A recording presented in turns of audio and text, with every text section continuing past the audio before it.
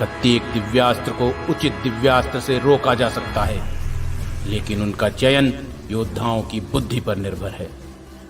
कुरुक्षेत्र के इस युद्ध में क्या आप जीवित बच सकते हैं, इसका निर्णय भाग्य और योद्धाओं के कौशल के हवाले है। जानिए, आपको मिलती है वीरगति या बनते हैं सम्राट युधिष्ठिर के राज्य का हिस्सा।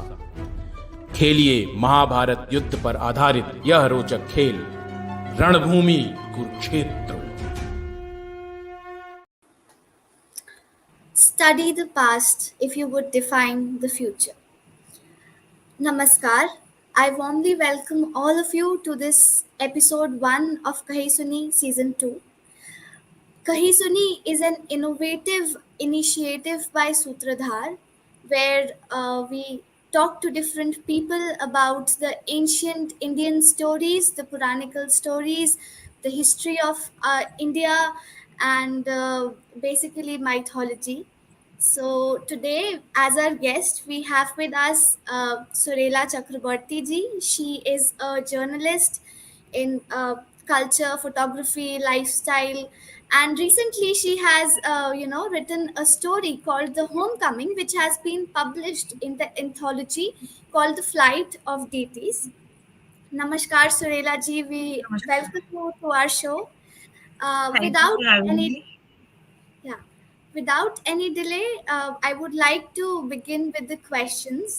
First of all, I would want to ask you to introduce the audience to your story a little bit, just a little bit, so that we can move on to the next questions in that zone.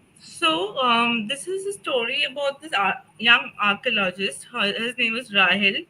He's named after main king Yashovarman, who built the temple, the Khajuraho temple. So he's named after the descendant of his name was Rahila. So he was named after Right. Rahila. His name is Rahil. So he goes to the quest of finding Vishnu Vaikuntha image, which is lost in the sands of time. He tries to bring it back. So he's very convinced that he can, but the story tells you know Okay. otherwise. Yeah, the audience will have to read the story for that. The suspense, we'll let the suspense be there. Now, I would like to ask you what inspired you to write this story, because for us writers, inspiration becomes very important. And great, granths and Mahapurans and, epics like Mahabharat Right. and Ramayana were written because of inspiration only. So, my next Absolutely. question comes to that. Yes, please. So, as a student of history, I'm always attracted to places of historical importance. So, I choose places of visit accordingly. Other than food and culture, history is Right. the most important, criteria for choosing places. So, Khajuraho, it took me to Khajuraho. My travels took me to Khajuraho, and I Right. saw the temples firsthand. Attending the Light and Sound show there Mm-hmm. for the history. And Mm-hmm. then when I came back, when I was reading Meenakshi Ji's book on the based on which this short story is based. So when I was reading that, I could relate Khajuraho with what I read, and that memory of the place and also the history I read. I tried to link it and place it in Mm-hmm. this short story. So the beautiful temples, exotic the sculptures, and Mm-hmm. beautiful. It's like a small temple where you can. It's for individual worship, not a congregational Right. worship. Right. And I don't remember it in detail, but I definitely remember the beautiful sculptures and the Mm-hmm. yellow sandstone and everything. That Mm-hmm. really that was the first image that came to my head when I chose a temple to be written for this Yeah. short story. Yeah. Yeah, I want to come to that. There were many Meenakshi ji in her book, The Flight of Deities, the same name. Right. She writes about many temples, but Right. you choose specifically the Lakshmana temple of Khajuraho, where as there are other famous temples also, like the Kandarya temple is Hmm. also there. Yeah. But you Yes. specifically chose this temple. So, what is the reason? Do you have any personal memory related to that? As you were already telling us. Yeah. Yes. So, see, there is Kandarya Mahadev temple, there is the Chaucer Yogini temple. All of them are equally famous, equally beautiful. I mean, Right. and but there is something about Lakshmana temple which is already underrated. Hmm. That was Right. the first temple people started building, the Chandela rulers Hmm. started building, and then it was Right. forgotten with all the temples that came. And there were 80 temples, only Right. 35 remains. So people tend to forget the first temple that is not that ornate as the other ones. Hmm. So maybe that's why I chose it, and also that was the first temple. So it was the beginning, the new beginnings Yeah, of. so basically, you found an unspoken story in the Lakshmana temple that Right. you wanted the world to know more Yes. about it and Yes. explore it. On Right. that note, I would like to ask you. There is a special sculpture, the Vishnu Vaikuntha sculpture, which we are going to talk about more in the session today, which is the name of our session, the significance of Vishnu Vaikuntha. Yes. So, would you Yes. like to tell us the folk tale around this specific sculpture that goes around? Yes. Um.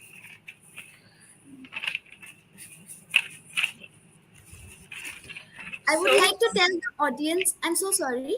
I would like to tell the audience that they can put up questions at any moment of time, whatever questions they feel like. Please continue. I'm so sorry. so according to Meenakshi Jain, Mhm, she has mentioned in her book The Flight of Deities and Rebirth of Temples episode from Indian history.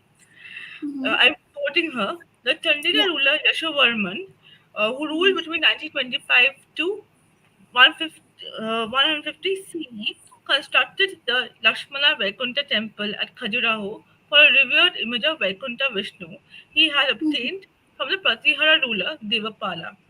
Verse 43 of a Sanskrit inscription found amidst the ruins of the temple stated that Yashovarman had received the image from Devapala, son of Hirambapala, and he had placed it in the temple he constructed.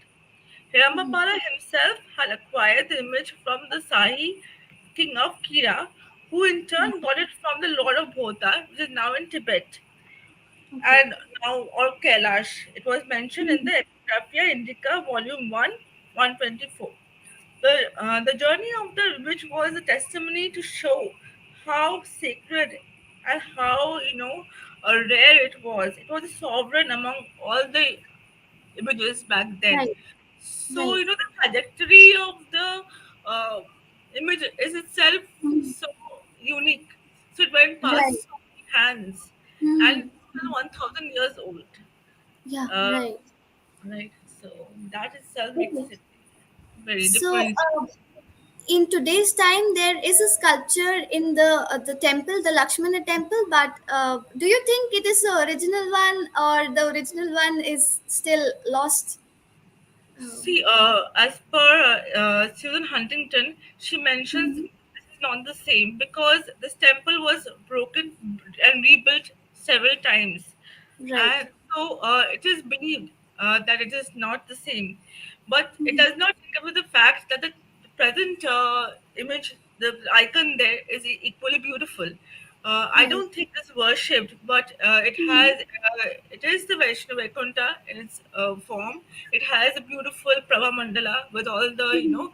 intricate inscriptions and the way it Right. should be. The iconography is maintained and everything. Mhm. So I chose a different. I had a different idea altogether of the Vishnu Vaikuntha temple when I started writing. Now I have a Mhm. different Right. opinion about it. So, on that note, I would like to ask you if you would like to go back and alter the plot of your story or change some bits in the story. What changes would you make, or uh, Right. how much of it story you think you would change? So when I was writing this story, I was based on the research. So I was uninitiated in the iconography part of it. But Right.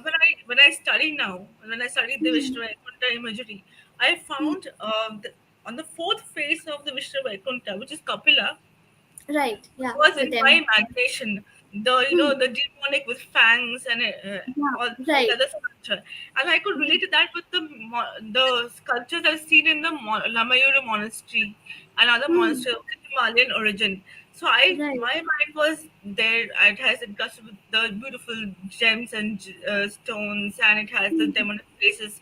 It has a protective value to the temple. So Hmm. generally, protective temples like deities are stuck to the walls of the temple, not on the ground. So Right. I thought at one Absolutely. point of time, because I had Hmm. that image in mind, maybe Hmm. it was now. I don't think I would change anything that way, because that will interact with the storyline.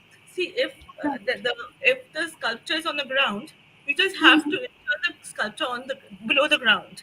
But Yeah. if the sculpture is on the wall, it is The wall. even more challenging to bring it down and save Yeah. it.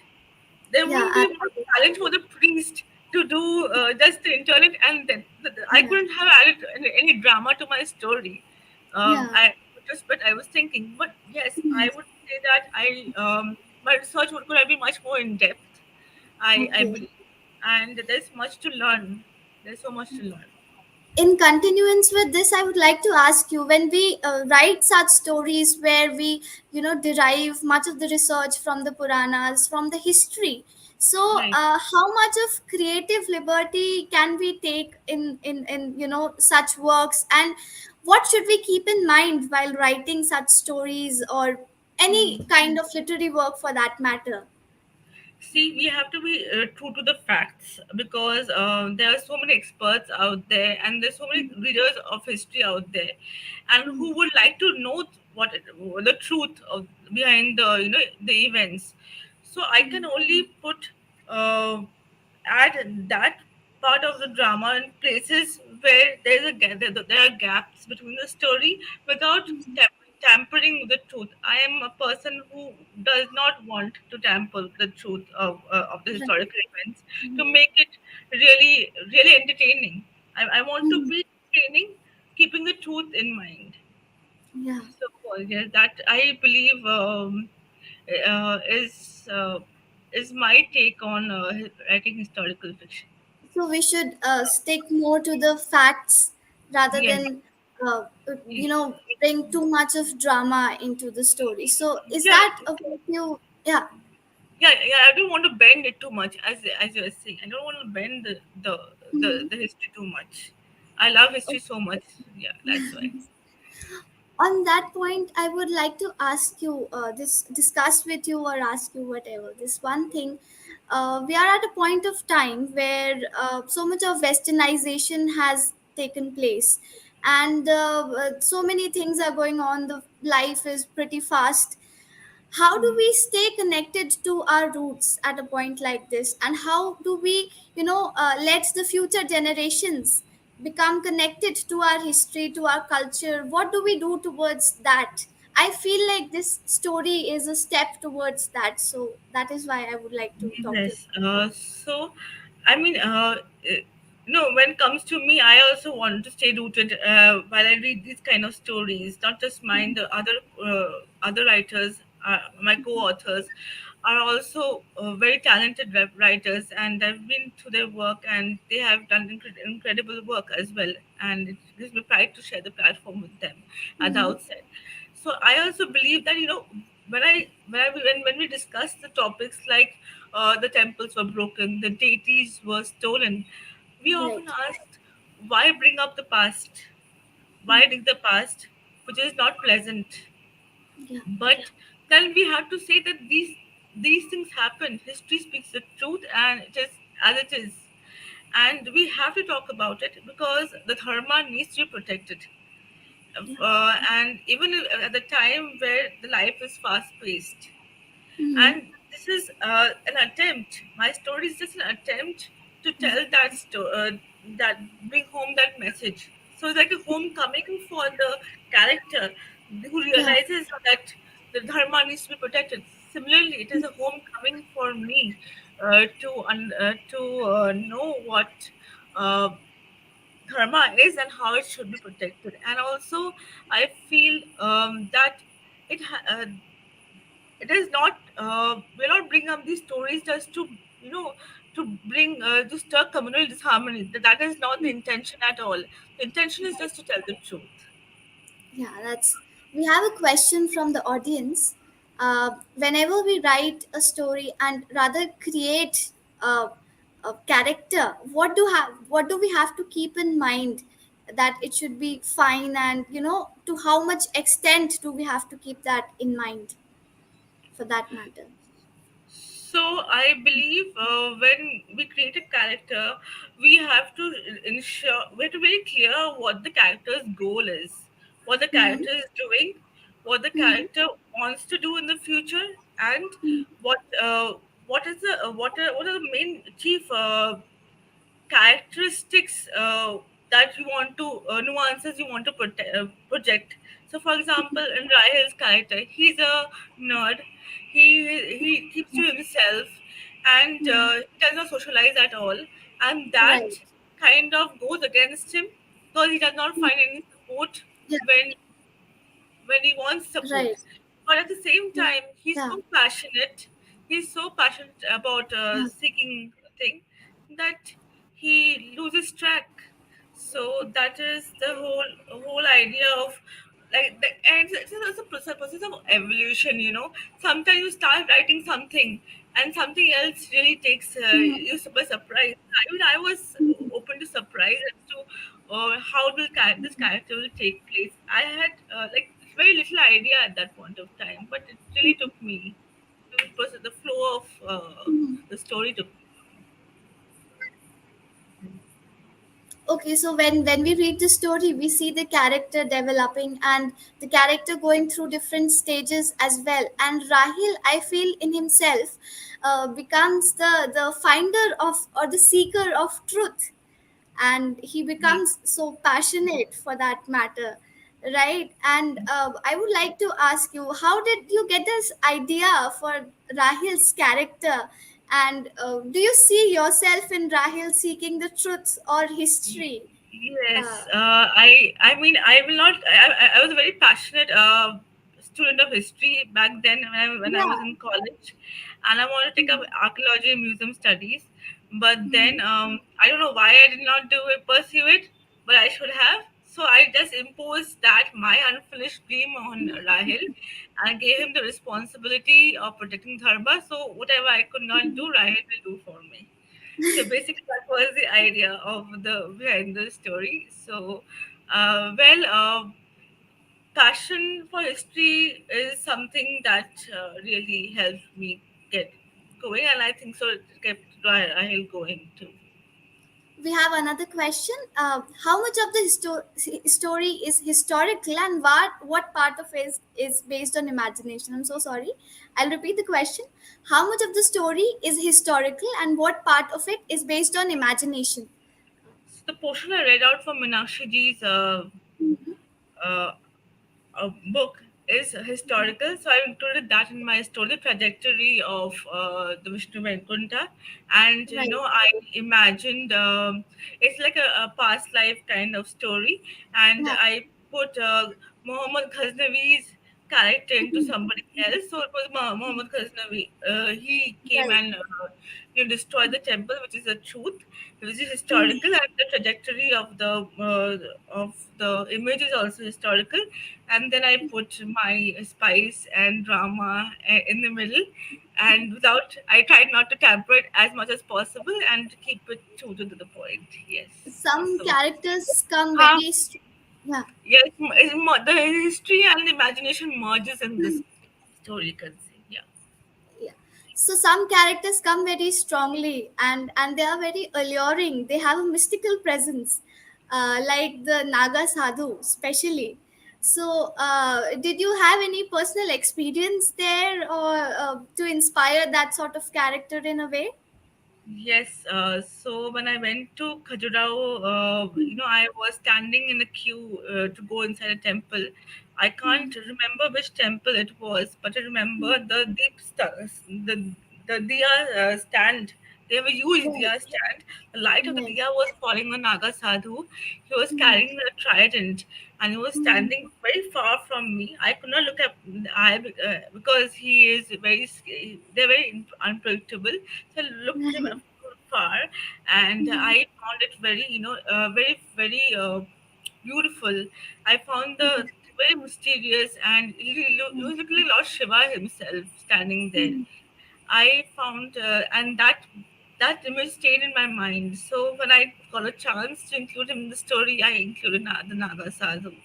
So And it, because and also Naga Sadhus, frequented this place, Khajuraho right. temples, long Yeah. back in the time of when it was built, because it was a tantric seat of tantric Yeah. cult, and then we still have them, the descendants of them. Maybe they are the descendants, maybe they are coming from elsewhere. So I tried to bring that again. That is a bit of my personal experience and history connected to the story here. History merges with imagination here, and it comes out beautifully. I might Thank add. I wanted to ask you about one thing. Uh, the character or the image, the sculpture of Vishnu Vaikuntha that you have portrayed in the story, you. it Right. comes out very symbolic in nature. Would you like to shed some light in that direction? So, Vishnu Vaikuntha, as per my study, so it was, it was a very complex Vishnu image. It was not the usual ones we see. And according to the 7th century Vishnu Dharmotha Puran, which codifies how, the iconographic, details of how image should look like, they have said that the Vishnu has four faces. It's a Chaturmurti, Right. sorry, Chaturmurti, and it has a Vishnu face. Sorry, excuse me. It has a boar face, a lion face, a Yeah. human face, and a Kapila face in the back. Yeah. Right. And it is special because it has a Narasimha and the uh, Varaha avatar merged into one. The human face, Hayagriva in the front and Kapila in the back. Kapila was the symbol of the tantric cult, Mm-hmm. and Yeah. this murti is the Mhm. predominant murti of the Kashmir the predominant cult icon of Kashmir. So it Yeah. was brought from Kashmir. It has roots in Kashmir. It was brought to to Khajuraho, Yeah. and that Right. was the trajectory of the image, and also it is also known as the Param Vasudeva Murti, and it is a very special and very rare Yeah. image of If we see there are very less, very sculptures, rare. of very rare sculptures, and to choose such a sculpture to write upon is like, taking us back to that time, basically, where we can see this all this happening in front of our eyes. And on that, to that context, I would like to say that the way we remain connected to the past, and the importance of being connected to the past in Right, today's time, where you already said that so many people think, why bring it to life again? This Vishnu right, Vaikuntha image that you talk about in the story becomes very symbolic for that matter. right, And right, that is what I wanted to talk about in that sense. And in Sutradhar also we do the very same thing, promote ancient stories and right, tales, folk tales, myths, so right, that we can get the children, basically the future right. generation, to talk about the culture Right. in that. And Yeah, how I do think you it's think? vital. It's vital. Yeah. It's vital to tell the stories, and Panchatantra is there, and we have Amachitra Katha who brings it Yeah. alive. So yes, I think so. Younger you are, you inculcate those stories. So when you grow old, you have those stories with you. You can do so much with it. Right. Okay, so there are some questions which I would like to ask. These are like imaginative questions, which I Right, think will, let us jog fast through the thing. right, If you were given a chance to go back to mm, a period of history, right. since you are a history student, that's why I'm Right. asking you this. Mm-hmm. Which period of history would it be, and where would you like to go for that matter? I would love two parts. You know, in modern history, I would like to go to the section where the freedom movement, when the young people from Bengal, especially, they were taking up guns and fighting against the British, and they were inspired by the stories of lore, and they were inspired by those stories they have heard from the childhood, Mahabharata, Ramayana, and they were inspired by those stories, and they gave caution to the wind, and they did not care about the life, and they jumped ahead and gave up their life. Such young people gave up their life for British. That was one. And if I go to back to history, I think I would go back to the Rigvedic age, because Wow. there's so many powerful women rishis out there, Absolutely. Gargi, Absolutely. Maitreyi, and name them. They were awesome, and I think so. The world then was far more progressive than the world we are living right now. We are Absolutely. progressive, but I think they were far more progressive than us. Absolutely. And there was equality between man and a woman. They could learn. We did not know. I For a very long time I did not know that a woman could study. A princess was allowed to study the text along with a man. I only thought they looked beautiful on the screens, as we're told on the screens. They always look beautiful, but they also studied, as they also did martial arts. And I Wow. think the narratives are also changing with time. And I believe I would want to be a warrior princess. I would want to be a warrior princess back in Rigvedic time, or a rishi, maybe a maharishi, who studied Sanskrit or the ancient text. So I would like to be in that place. That is really beautiful. In fact, there are so many characters in the Rigvedic ages, who inspire us to do so much better. Especially if we talk about women, there are such strong and fierce women like Exactly. Gargi, as you said, Ulupi, and so many women that, we cannot even. Draupadi is there. Draupadi, Sita. I think Sita is also very powerful. Yeah. Each and every one of these characters, or I don't want to call them characters, they are living people for me. People. Yeah, so which Rigvedic personality is your favorite? Is a question Yes, from the audience. yes, I mentioned Gargi. There's so many actually favorites. It's very difficult to choose, but I would choose, okay, as you say, if you say Gargi and or Maitri, because they were learned ladies Absolutely. They were from really that wise. time, Yeah. and we are still yet to know a lot about them or the personal life, but we know they were very learned, and I know that much. I'm very sorry, I know that much of. No, that's absolutely fine. And in fact, I would like to say that's what Sutradhar is here for, with introducing stories. And especially when it comes to children, we have created different puzzles and games, a game called Run Bhumi to introduce Mahabharat to kids. Because when Right, it comes to children, it's very difficult to, decide how to introduce Mahabharat to them. Some people say that Mahabharat is like very violent. It's a violent past. It's brutal, but right. we need to let them explore, to let them see the characters, the strong characters, and to learn Right. the lessons. That is why, yes.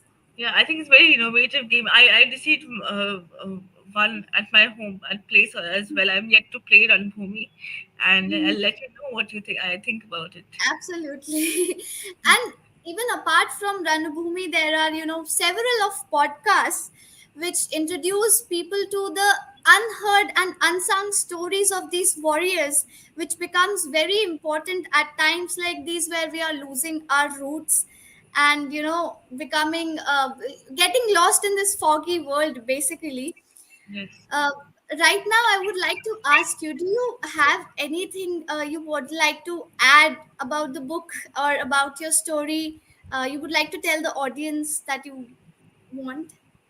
So when I started writing the short story, I was deliberating on how to present it, and this is my first short story to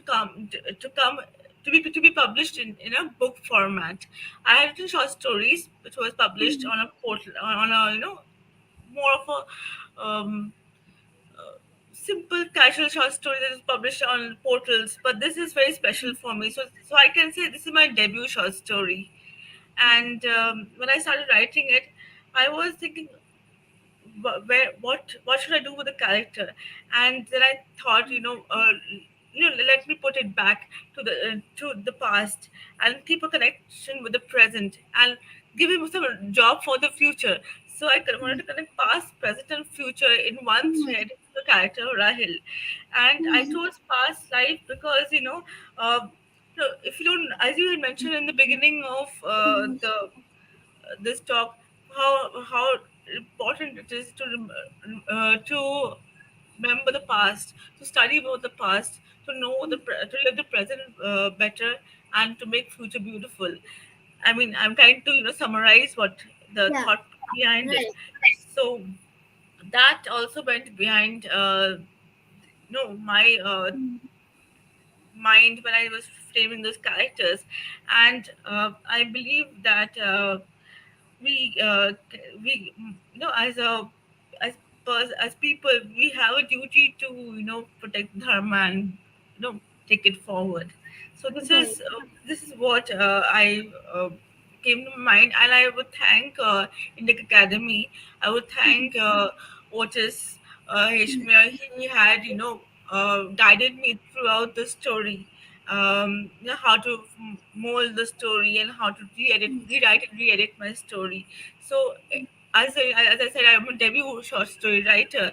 I needed a lot of help from them, and the story began in a very different way, and it evolved, and then it became something totally different, and they helped me through the evolution. I would thank Indic Book Academy, Indic Academy, Indic Book Club, and all my editors, Avatans who curated the book, and who also considered me to be my short story and me to be suitable enough to be placed in the book. I think I really thank them. They have it's kind of boosted my morale and gave me the strength to forge ahead.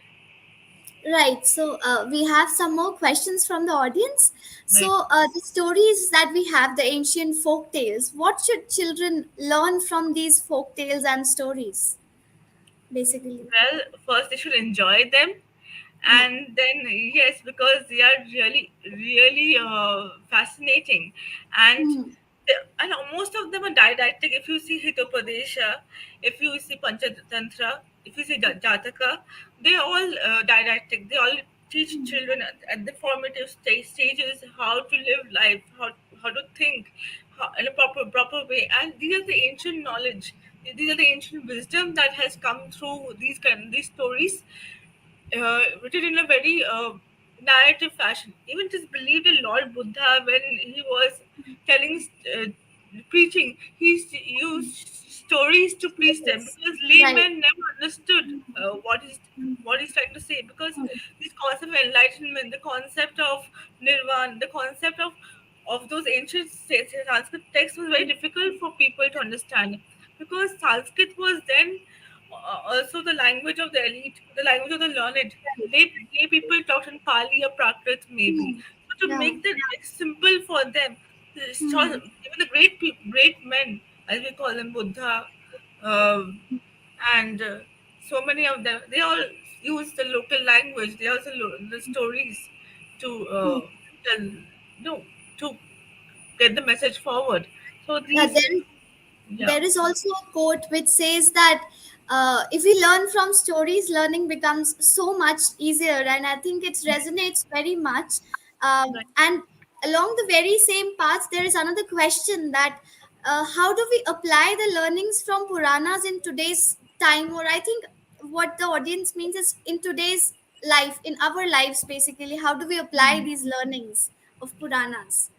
See, Purana is, as the name is very old, so not all the information will be pertinent to the modern times.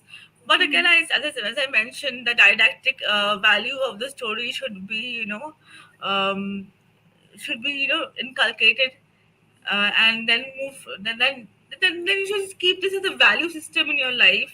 It's a value system that you based your life on.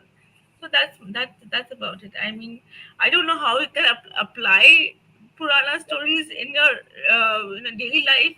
I Yeah, first I would. words. The modern and old, they're two diametrically opposite thing, antithesis kind of, but still those knowledge base is very good. I'm very Okay, so pure. I think I have something to say about that.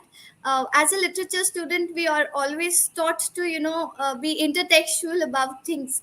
So when Yes. we look at the Puranas, I think we need not, see the literal meaning of the Puranas or the stories, basically. I think we can, these Puranas or stories, they speak in metaphors to us. And when we try to understand or relate to these metaphors become very clear and help us in our lives in various day-to-day things. There are many stories in Panchatantra, and not even talking about Panchatantra. Panchatantra is a work which is highly derived from Mahabharata, the stories from Very Mahabharata, which are, told to taught. Bhishma teaches them to Yudhishthir. Pitama Bhishma teaches them to Yudhishthir.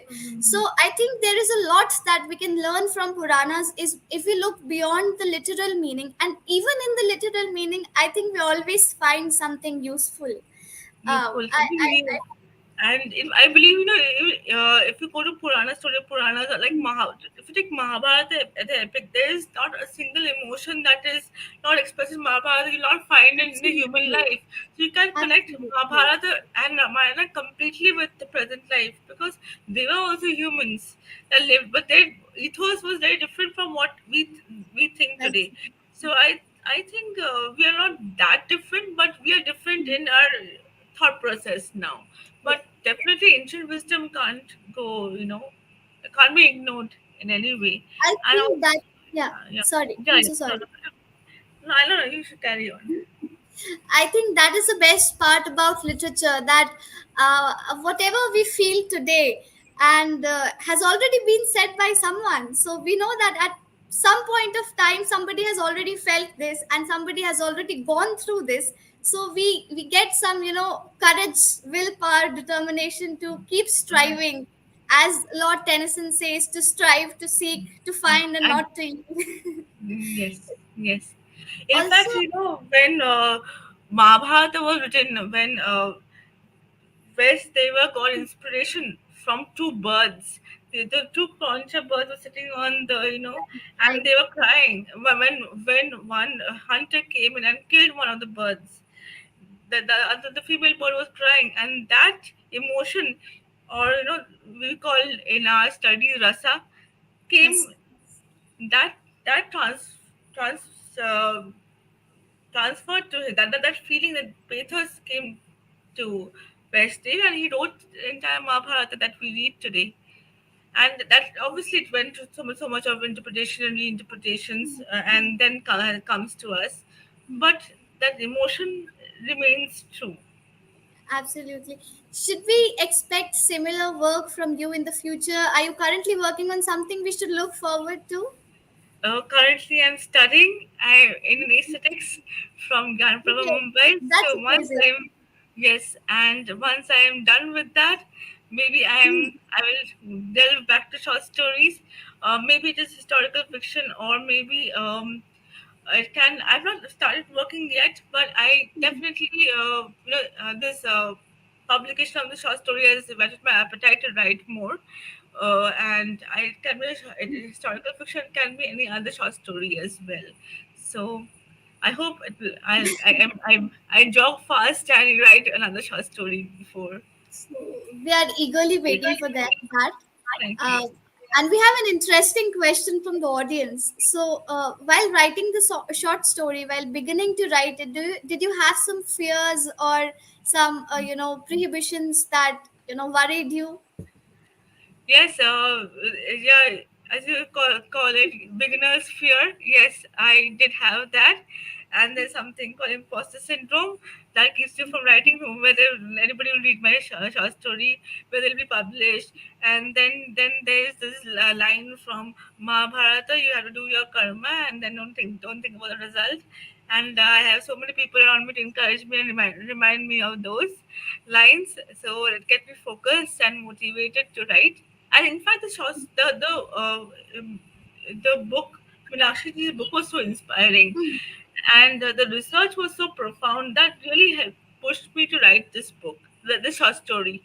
And I hope going forward, I'll find more such opportunities, to participate in anthologies and write short stories of my own. I'm Okay. hoping for the best. Okay. So one last question from my side. Uh, Right. in the upcoming works, which if you had any upcoming work, which character would you like to work upon, or which story would you like to explore, for that matter?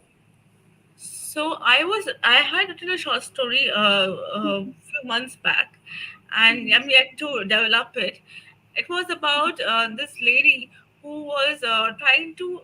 Yes, she's a social worker, and she's trying to preach. Not preach. I mean, trying to instruct and trying to make people aware in a community how uh, you know like women are blamed for not having sons or children, like, who are males. There's this this what do you call it, this pressure on women to have male children. And Right.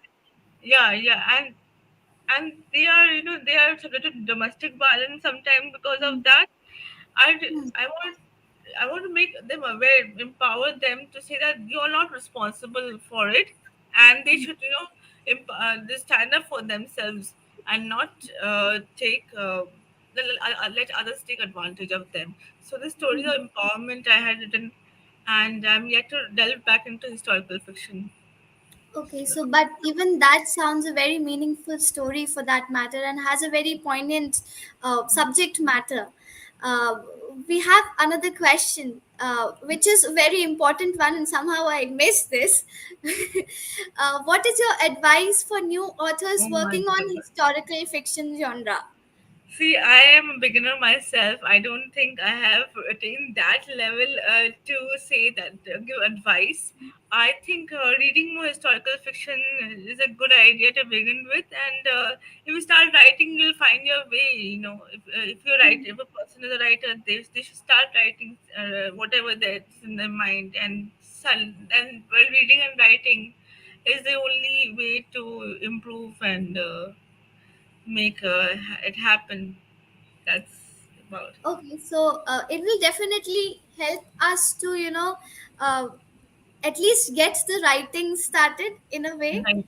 and Yes. then I think Don't we'll think make that's progress. right. Yeah. Yeah, research and right. Yeah. Thank you so much, Surela ji. It was Thank such you. a nice uh, time talking to you, and I am sure the audience has definitely benefited from all that you have shared with us. I again thank you and the audience for joining us on Kahi Suni Season 2, Episode I'm 1. humbled.